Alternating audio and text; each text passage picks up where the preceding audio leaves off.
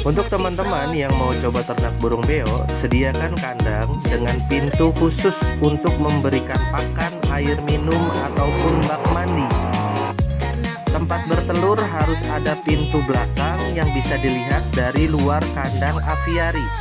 Pakan harian hanya diberikan pur jago yang dicampur dengan pelet lele untuk memberikan amis. Untuk pemberian jangkrik, ulat ataupun buah bisa dilakukan 2 kali dalam 1 minggu.